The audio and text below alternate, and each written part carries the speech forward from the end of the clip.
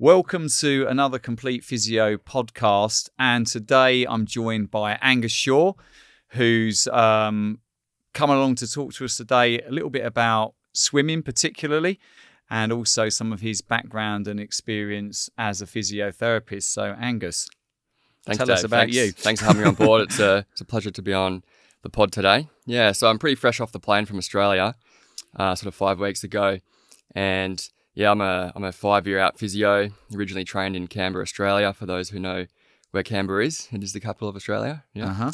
And yeah, I come from originally the south coast of Australia, a little town of 15,000 people, and grew up playing a lot of sport, Australian rules football, swimming, track and field, and then eventually moved to Canberra to progress my career in my sport and also into my studies. You also have a particular interest in treating swimmers. I do. Can you tell us a little bit about that? Yeah, so I think it stems back from myself being a swimmer as a kid. Yeah. And swimming it's probably, you could always call it national sport in Australia because we're surrounded by, we're an island. Yeah. So just, surrounded by the water, and we're just pushed into it pretty early from a young age. So I got into squad swimming relatively early, but I did do a bunch of other sports when I was young, and it wasn't probably till I was about 12, 13 where I got into squad swimming a little bit more. And that looked like most mornings a week, nice and early, sort of 2 hours to sometimes a couple of hours a day, 4 days a week initially, and eventually building up to sort of 7-8 times a week in the pool, which is a lot. Yeah. But it helped sort of build my interest in swimming injuries as a clinician. Yeah. Because I feel like I can really relate to the swimmer experience.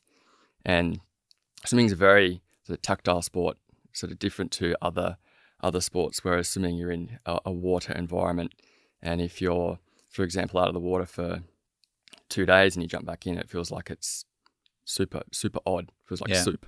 Yeah. Okay. So I think having that intrinsic awareness of what the actual water feels like, and being a swimmer past and trying to still be a bit of a swimmer now, can help me relate to the patients and give them the best possible treatment. Yeah. 100%. I mean, I've got to say that, I find a lot of, our therapists that, like to work with a particular, sporting group. It's oftentimes because they've had, experience in that sport themselves. And I think there is a lot to be said for, as you say, actually understanding and having sort of stood in those shoes. You understand exactly the movements that are involved, but also, as you say, sometimes like the philosophy, the mindset of that particular sport. So I think that can be a massive advantage. So give me an idea of the sorts of common injuries or swimming related injuries that you would normally see. Yeah, so the obvious one is shoulder. Yeah. Swimming is a highly repetitive sport, millions of revolutions per year, even thousands per day, depending on the swimmer. So there's always that chance of overload, even if there's a slight asymmetry side to side. So shoulder is definitely sort of your big ticket item for upper limb. And then you've got your knee injuries, particularly in breaststrokers, and then lower back, and then just general sort of stiffness through thoracic, even ankle as well, a bit of impingement through the ankle.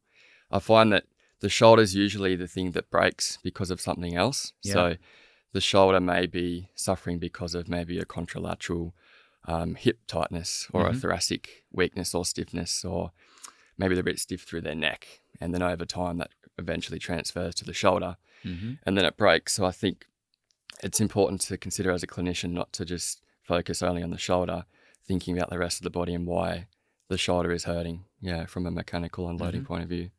Yeah. And just in terms of your assessment, how do you sort of tend to assess their swimming stroke or the biomechanics of their swim in clinic? Yeah, I would say the specifics of swim technique is something that very much is a coach thing. So I would make sure I've got a really good relationship with the coach. That's probably a really big thing with swimmers, because the coaches are very, protective of their athletes. Yeah. And probably don't love sort of physio sort of being barging and giving big orders and instructions. So I'd sort of gradually build that relationship with the coach. Yeah. If you have an experience with working with swimmers or swimming yourself, you can add little bits and pieces of your own analysis in there. You can ask the swimmer to get them to record themselves in the pool with like just a GoPro. and looking at front on, side on, and sort of the main elements of technique through your catch and your pull through recovery. And you can pick up little things here and there, but mostly it's a coach thing. But I think physios, if they're working with swimmers, they should be aware of the main parts of what a stroke is for freestyle, backstroke, butterfly, breaststroke, because they're all quite technical. And then you can relay that information to the coach and say, hey, this particular swimmer's come in with a sore shoulder. They're feeling it in their catch initiation. Can you please have a look at their catch, maybe even their recovery and the other elements of their stroke? Are you seeing anything that looks a bit abnormal? If so, can you help out? And I'll work on more of the sort of physical rehab side of things.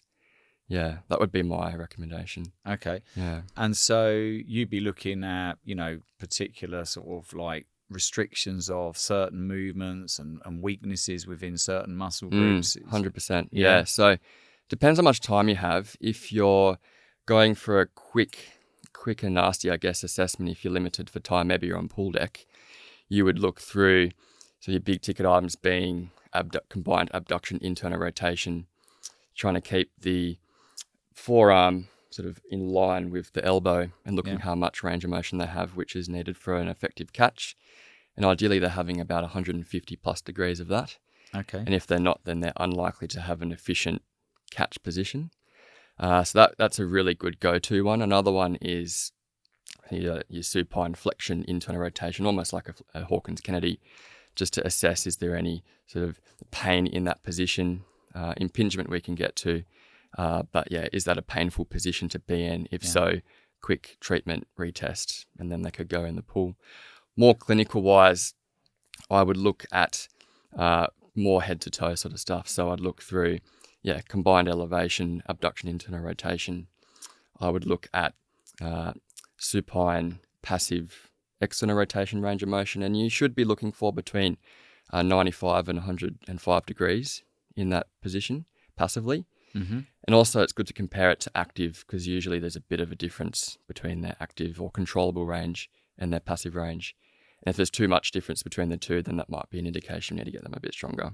Mm-hmm. Yeah. And then into prone, again, looking at internal rotation passively, actively, and there's usually a little bit of difference. Ideally, you want greater than 45 degrees of internal rotation passively. Again, if you don't have that, you're probably not going to have a efficient catch position.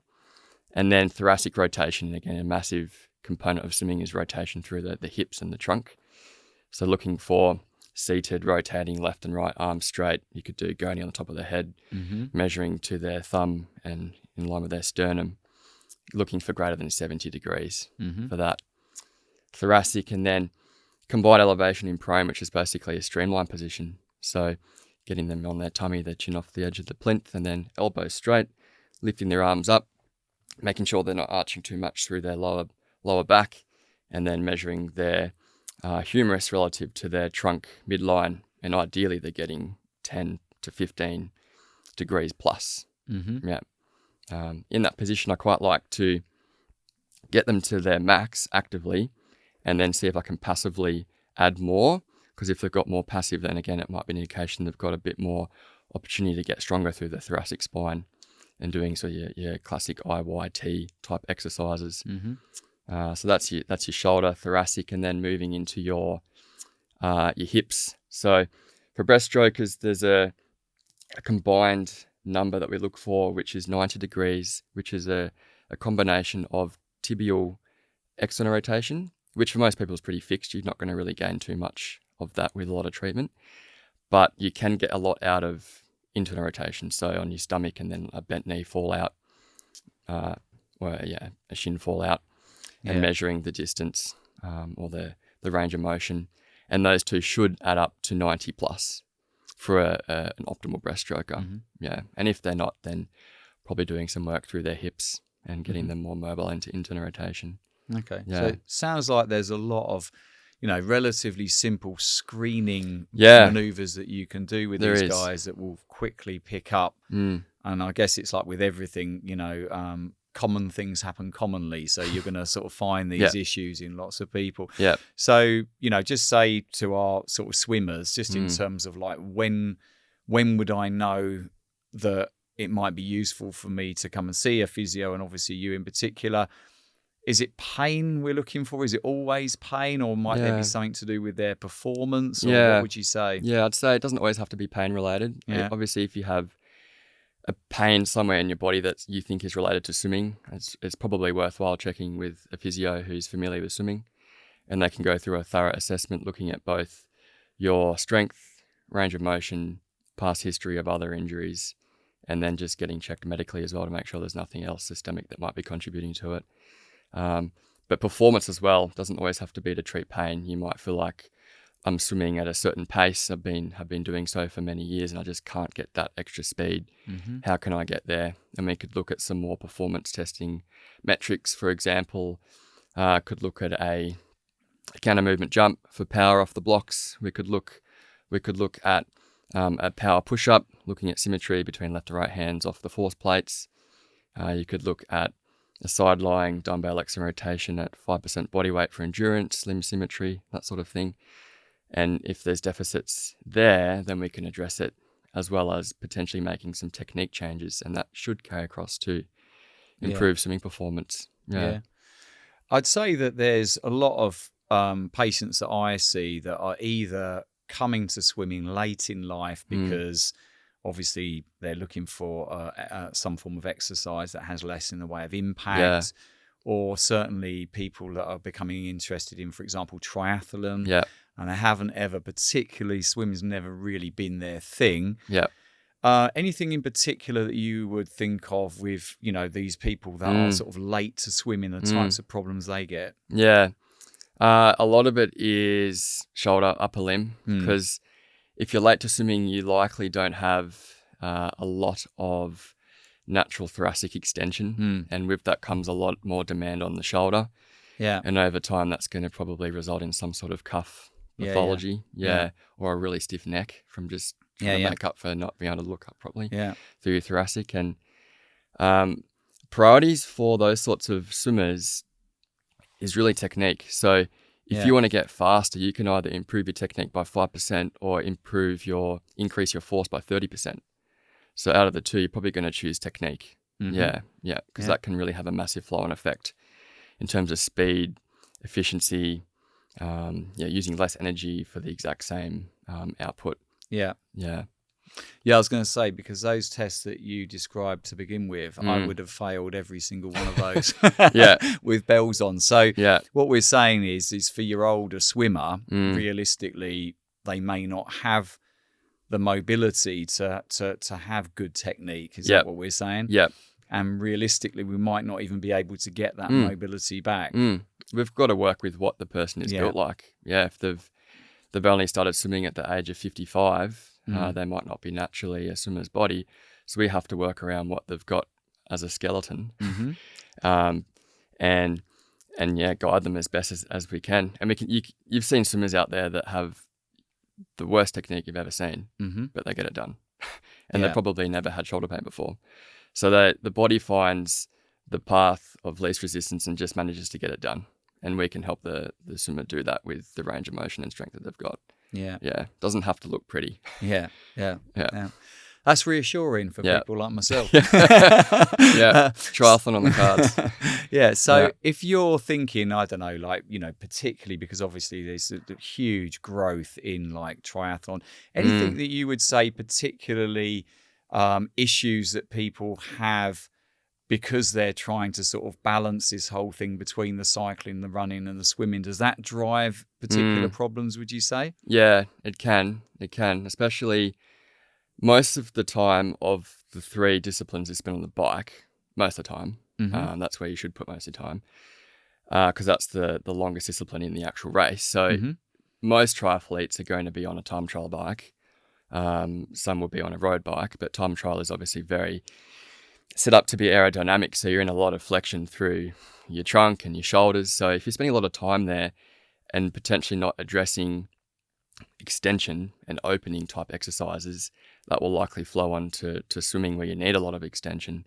So I think seeing a physio who is aware of the demands of cycling, swimming and running and can get you optimized in each of those three areas so that they can still talk to one another. Because a Mm-hmm. cyclist by itself is not optimized for swimming, but a triathlete needs to just have enough of each of those three, Yeah. which is quite a hard balancing act, especially Yeah. when you're training upwards of 10, 12, 15 hours a week, which is sometimes needed if you're doing Ironmans. Yeah. Yeah.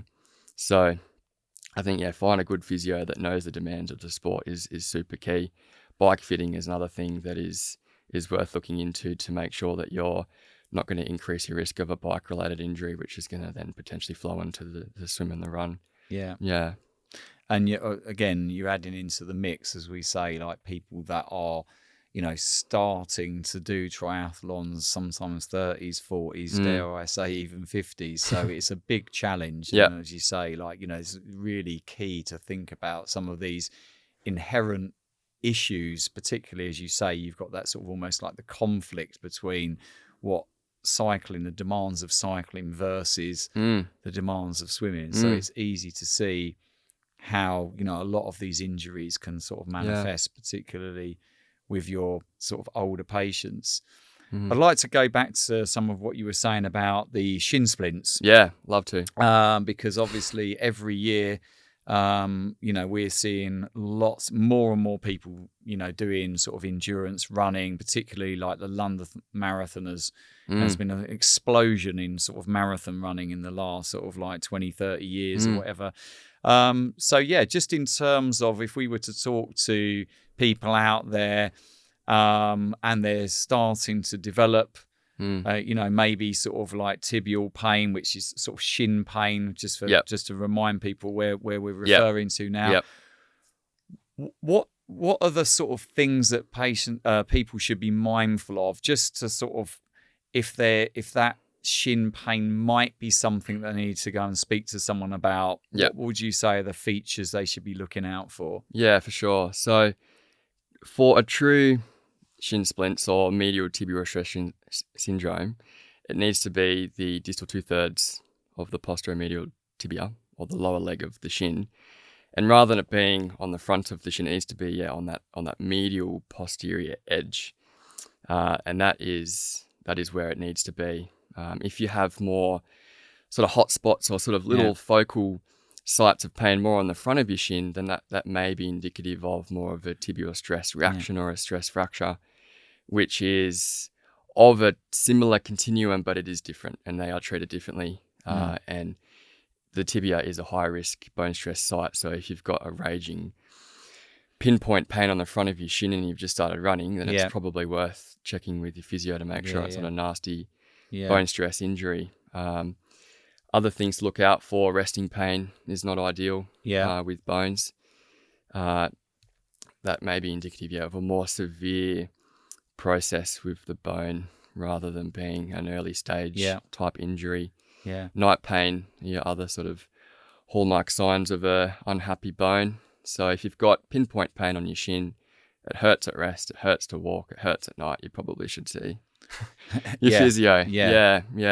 And if you've had a bone stress injury before, that's a massive telltale sign that it may be that again. Yeah. So those are the real things for people to be sort of looking out for, and we see lots of these every year, and there's a whole lot of things, a lot of factors that that we see. Obviously now, let's say people that have never really done very much in terms of running, and certainly endurance running before, might be sort of entering marathons. We see that by the truckload every year.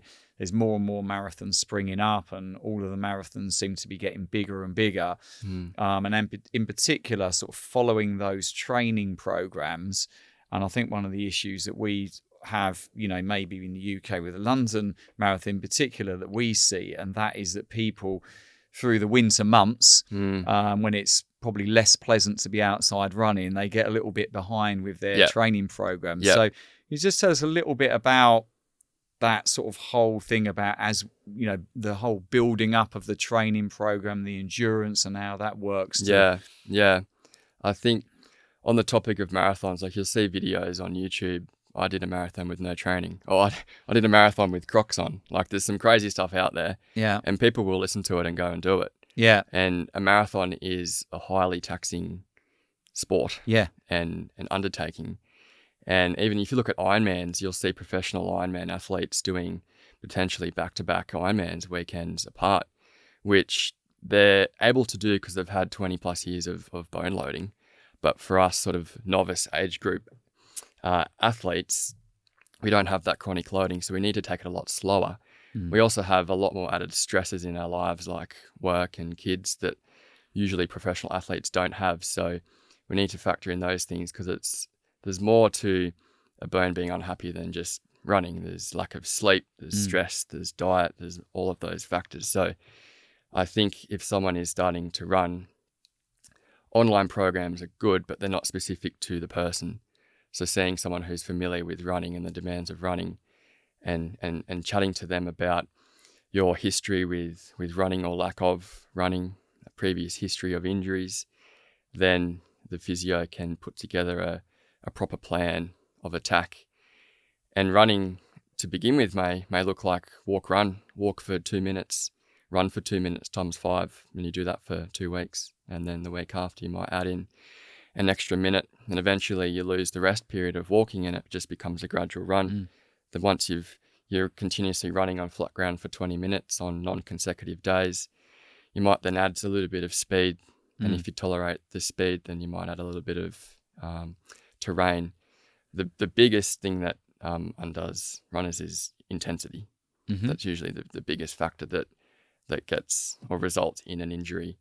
For example, you might be into your running program, 5K run, the next week you do 6K, the next week you do 7, but on that 6K run the week before, you did 3K of speed, and you're running at 4-minute pace. A couple of weeks later, you start getting a bit of a niggly shin. You're like, oh, why is my shin hurting? It's probably because you added a bit of speed work a couple of weeks beforehand.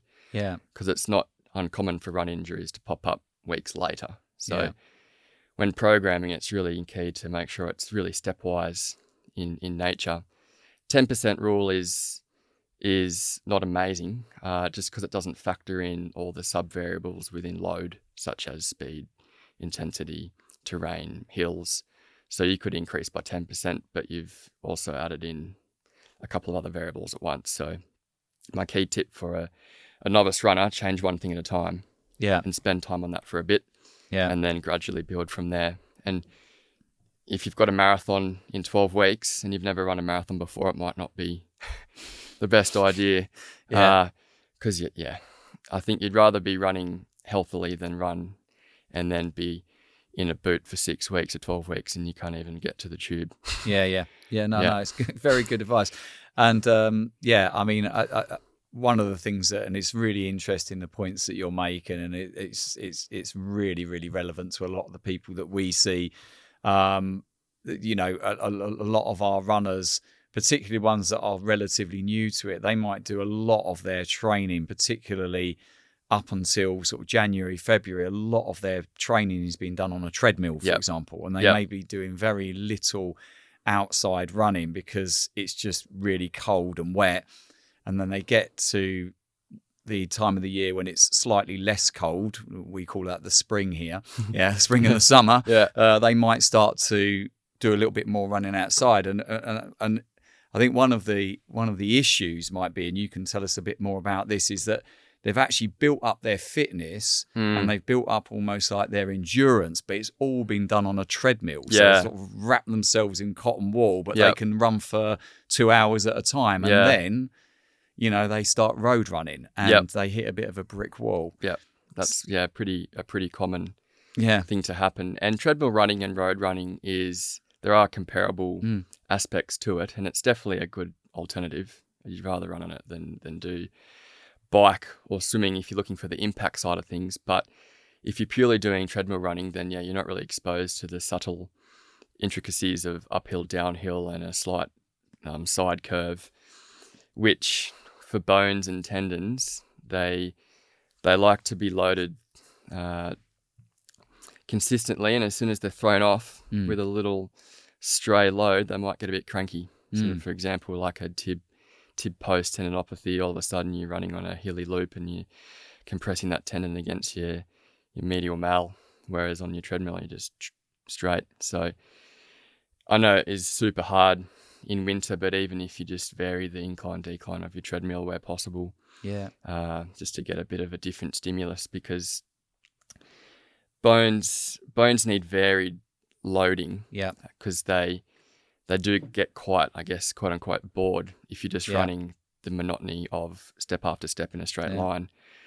And for a healthier skeleton, you need varied bone loading, which is, for example, a runner should be doing some sort of plyometric program, for example, some box jumps or some drop hops once they've built the tendon strength to do so, just to make their bones a bit more resilient. Because you'd think that a runner has a healthy skeleton, but if all they're doing is running, then they may not necessarily have a healthy skeleton, because it's actually not that robust in terms of the matrix of the bone, because it's only running in a straight line. So they've got to vary it a bit. For sure. Yeah.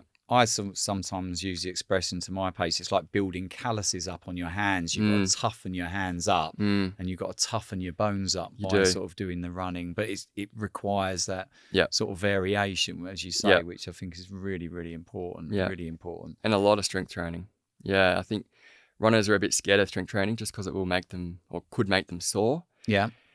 And same for swimmers, they may get a bit sort of shy of pushing the weights in the gym. I'm going to be sore in the pool. But if your clinician knows what they're doing, they can load you appropriately at submaximal weights so that you're not getting sore, and then get to the point where you're pushing 90% 1RM multiple times a week and you're not pulling up too sore, and you're still having an efficient run or swim session. Yeah. Just talk us through, because the 1RM, the 1 rep max, just talk us through like how that works. And because we talk about that a lot within sort of physio and strength and conditioning, and I think it's a really, like, it's a good concept for people to understand this whole idea. So can you just run us through how that works? Yeah. So a 1 rep max would be, for example, if you're going to go do a bench press in the gym, how heavy can you lift for 1 repetition? You couldn't possibly do 2, even if someone was forcing you to. So it's your absolute 200% maximal effort. It can be bench press, it could be a deadlift, it could be a single leg seated calf raise, isometric, where there's actual force blocking you. And looking into side-to-side difference, especially with your isometrics.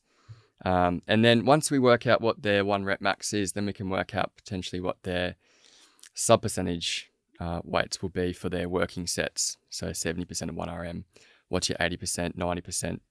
And there's a lot of research on for tendon health and for runners specifically that you really need to be pushing sort of 80% plus of your 1RM to promote the tendon and bone and muscle changes required to withstand the loads of running. Because running is, I think, underappreciated how much load goes through the body. Like 6 to 8 times body weight through Achilles tendon with running. Upwards of 4 to 5 in the knee. So it is a lot, and then that goes up more and more the faster you run. So I'll try and pitch that to patients in terms of getting their buy-in and say, when we're running, your Achilles tendon has a lot of weight going through it. You could give them a number if you know what their body weight is, and say, look, while you're running, we also need to do some strength training, and the purpose for this is to try and build up your tendon and bones capacity to withstand the demands of running. Sort of as simple as that. And usually it makes sense in the head. Oh yeah, 1,000 kilograms going through my tendon every single step. So I need to be lifting 100 kilos for a seated calf raise. As example. So essentially what we're saying is you take your runner in the gym, you take me in the gym, you say, right, okay, we're going to work out what your 1 rep max is. So you're going to say, right, what is the maximum amount of weight that you can do 1 rep with, and you couldn't possibly do 2 reps, so you're completely blown out after 1 rep. And then you're going to get me to train using 80% of that weight. So how many repetitions would you expect someone to be able to do if you're giving someone a program to work with that's 80% of their 1 rep max? Roughly how many reps am I going to be able to do with that normally? Usually you're going to be between 3 to 6. For an 80% of your 1RM, if you're doing, say, a single leg press, you might go for 3 by 5 reps. And it totally depends on the the training history of the patient. I wouldn't throw them straight into 80% because that is quite a lot of load. Yeah. So you could start at 50, 60 and gradually build that over time, and then ideally get to the goal of 80 to 90%. Yeah.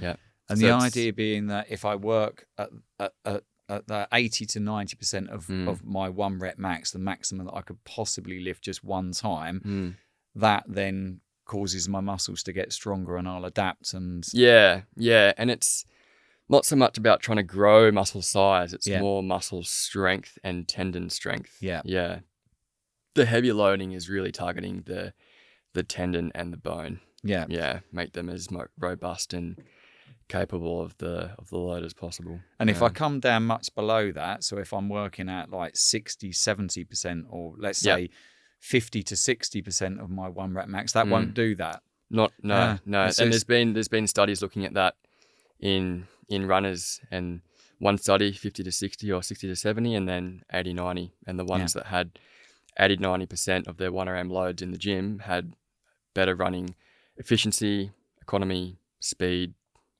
So it improves your injury resilience, but it also improves performance. So I think that's a big thing to consider when prescribing exercise. It's not always just about injury prevention. It's actually performance enhancement as well. And that makes you realize, why so many injuries come about, because people are sort of suboptimally loading, or they're not doing enough loading in the gym, as you say, because they're worried about either making themselves sore, giving themselves an injury, worried about bulking sometimes. So they'll work at sort of much lower loads and just do lots and lots and lots of repetition. But unfortunately, that doesn't give them give them the capacity. A classic runners programs 3x15 to 20, lunge, squat, deadlift, leg press. And you'll get sore from that. That's a lot of load. So if you just strip it back, all right, we're just going to do 3x5 leg press. We're going to start at 70% 1RM, and then we're going to do a seated calf raise. It's 2 exercises, 2 times a week. A lot more bang for buck than trying to do 50 sets of everything else. Okay, so and you're in the gym for less time. Less sets, more load. Time saving. We've just saved everyone some time there. And reduce their risk of injury. So win-win. It is. Common in swimmers too, like your classic TheraBand. I've done my strength training. I did my 3x10 yellow TheraBand, internal, external, tick 3 times a week. I'm nice and strong. But swimmers have to have a lot of load through their gym program to be injury resilient. And for a swimmer's shoulder, doing your yellow TheraBand you're not going to really cut it. You've got to try to get in there and load that tendon as heavy as you can, whilst respecting the pain of the tendon. And I treat it similar to lower limb tendons. So you can allow up to a couple of points of pain on the pain scale, sort of 3 to 4 at worst, as long as it settles down within 24 hours, trying to avoid sharp pain. And we can go into a bit more how you would approach or manage a sore shoulder in swimming, because it's a bit different to other sports where you want to keep swimmers in the pool. Whereas in other sports, you might be able to get them out of their sport for a bit, strength train, and then get back in again. But with swimming, they don't tend to do that well with removing them from the pool. Okay, so they have to be pretty much kept being able to train. Ideally, especially if they're of a pretty high level nature. Like your gem pop person, if they're swimming 2 times a week, they probably wouldn't notice a week out of the pool. But for someone who's swimming 7 to 10 times a week, it takes sometimes, if you're out of the pool for 1 day, it takes 2 days to get back to where you were. So if you remove someone for 1 week, they're going to be chasing it for 2 weeks to get back to where they were. So you will lose fitness and tactile awareness of the water a lot quicker than it takes to improve performance, which is super frustrating. And does that work? I know with runners that would worsen with age. Does that worsen with age in swimmers as well? Yeah, it can. You just have less chance of recovering. Your bone health and your muscle health gradually starts to decline, which is why it's important to try and top up your strength to make sure it's not dropping too quickly. But for a swimmer, for example, if they're 16-year-old swimmer, they've got a national meet in 2 months' time, and they've got a bit of a grumbly shoulder, some options would be, all right, let's work out, one, what the diagnosis is, and then chat to the coach about it, and work out where in the stroke it's hurting, because that can help quite a lot with what they can still do. So if it's hurting with recovery only of the stroke, then they still might be to do some sculling to keep the feel of the water, but we might not do the full stroke if they're getting 5 out of 10 pain with the full stroke, but they can tolerate sculling, or potentially some drills with a snorkel and they're only working below the water, not above the water. A big error is getting swimmers with a sore shoulder is to do kickboard, because that can just exacerbate the shoulder, because you're sitting with the shoulder in combined elevation. If it's already cranky, you're just sitting in like an impingement position. Yeah. And if you're doing 2K of kick in that position 5 times a week, they're going to be, I'll hate you. So if you want them to maintain their fitness in the pool, some options can be snorkel, arms by side kick with fins, or they can do snorkel without fins if you want to be a bit mean. Ideally not doing too many drills with paddles, because again, that's just increasing load through the upper limb.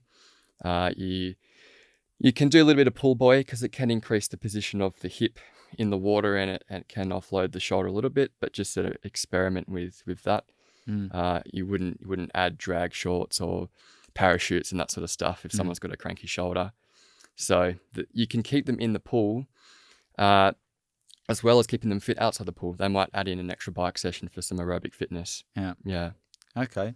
Really, really interesting, and makes me realise why none of my swimmers are getting any better. So I'll drop some of those treatment techniques I've been using. So just in terms of, if we're thinking preventative stuff, we like to give people how to stay away from the physio in the first place. So if you were to give people just sort of three or four really sort of like basic, easy go-to exercises, we like to do this for our runners and our cyclists. What would you say for swimmers? What's a really good injury prevention thing that they can do? So considering that exercises for everyone are going to be different, but simply speaking, you want to try and address the pillars of swimming, which is rotation, extension, and rotation, extension. Really, they're the two key areas of the shoulder and thoracic spine, and through the lumbar spine. So for upper limb, I would definitely prioritize a thoracic rotation, whether that is a classic bow and arrow or an archer, or a hip flexor open book type exercise where you're kneeling against the wall and you're opening through your thoracic spine, trying to rotate through your sternum rather than just moving your shoulder. Thread the needle. There's a million exercises, but thoracic rotation is a big ticket item. Yep. Thoracic extension. So that could be as simple as getting a rolled up towel and placing it horizontally or vertically along your mid back. And lying on your back and raising your arms above your head and taking in some breaths with your arms above your head to encourage some rib cage expansion and thoracic extension. And then cuff health-wise, getting them nice and strong is great down here, but swimming is very much an overhead sport. So doing some loaded cable exercises, whether that's a single arm row to a rotation, or whether that is a Swiss ball supported cable internal rotation. And these do have their time and place, heavy internal, external, but you're going to get more bang for buck out of loading the cuff with your push-pull anyway. So when you're pulling, your subscap's getting a lot of load. When you're pushing, your supra and your infra's getting a lot of load. So heavy single-arm seated row, heavy single-arm lat pull-down, big ticket items for loading up the cuff over your sort of little cuff exercises by your side. And then pushing-wise, you could argue bench press isn't specific to swimming, but a pushing based movement is going to really load the cuff nicely if you've got the appropriate base to do so. You could start with a floor press, so you're not going into too much extension and compressing the anterior cuff too much. So your 4 exercises there could be thoracic rotation, thoracic extension, a cuff internal, external, a push-pull. And then 3 hips, some nice hip flexor stretches, some dynamic hip rotations like your 90-90 type exercises where you've got your knee inside your other foot. Yeah, there's heaps. But shoulder, trunk, hips. Brilliant. Thank you. So thank you so much, Angus, for joining us today and coming and giving us some fantastic information about swimming related injuries, and also, you know, delving onto running as well. Yeah, so that sounds good. that was brilliant. My pleasure. That was brilliant. Thank you so much. Cheers. Cheers. Thanks, Dave.